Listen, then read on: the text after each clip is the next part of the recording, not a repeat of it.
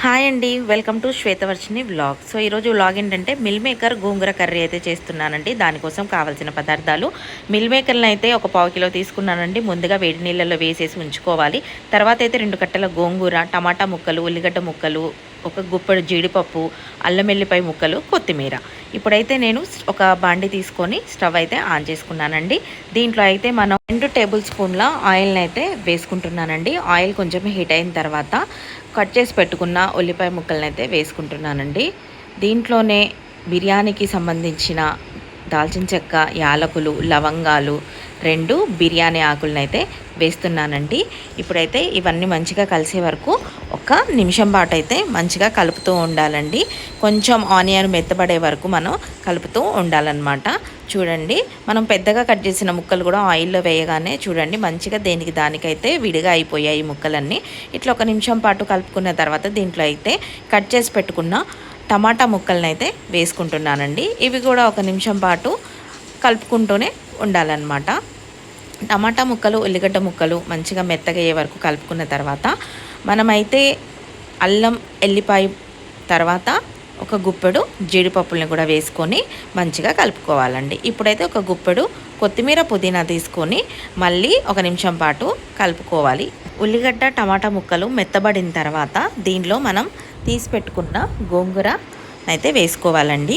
గోంగూర అయితే మనం తొందరగా మగ్గిపోతుంది కాబట్టి ముందుగా అవన్నీ ఉడికిన తర్వాతనే గోంగూరనైతే యాడ్ చేసుకోవాలి. ఇప్పుడైతే చూడండి ఒక్క నిమిషం పాటు మూత పెట్టాను.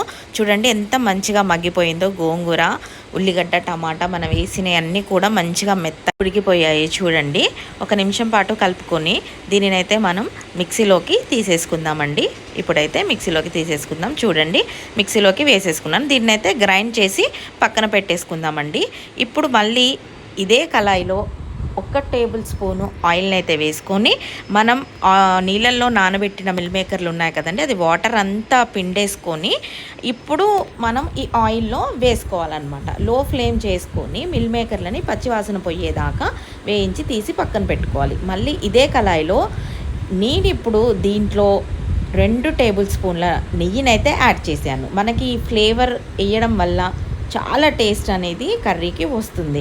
దీంట్లో నేను ఒక చిన్న చెంచా కసూరి మేతిని అయితే వేసానండి. ఇప్పుడైతే పసుపు అయితే వేసుకుంటున్నాను.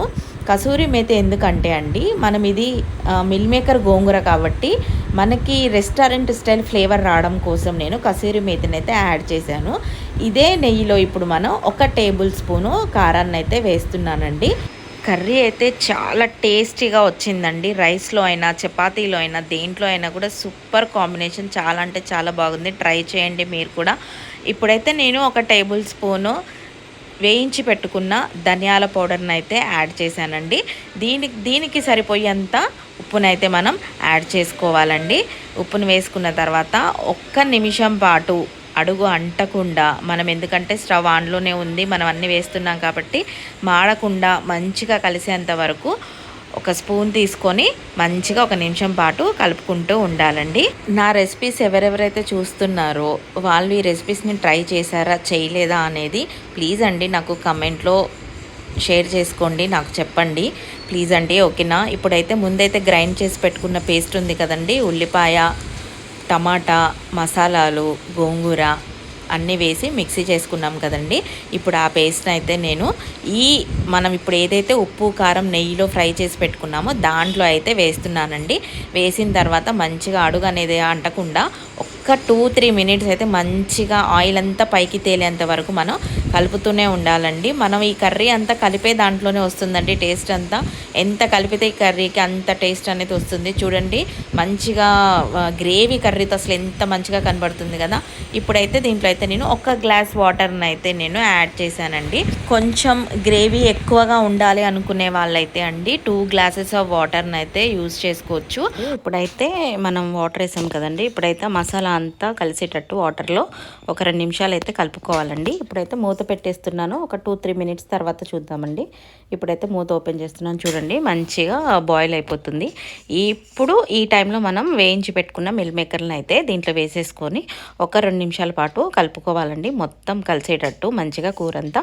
ఇప్పుడు మూత పెట్టేసుకొని ఒక 2 నిమిషాలు అయితే తీసి చూద్దామండి. మనకి కర్రీ అయితే రెడీ అయిపోయింది. అయితే సర్వ్ చేసి చూపిస్తున్నాను. చూడండి ఎంత బాగా వచ్చిందో కర్రీ. చాలా చాలా టేస్టీగా ఉందండి. మీరు కూడా ట్రై చేయండి తప్పకుండా. ఎలా వచ్చిందో నాకు కామెంట్ సెక్షన్లో కామెంట్ చేసి చెప్పండి. థ్యాంక్ యూ అండి.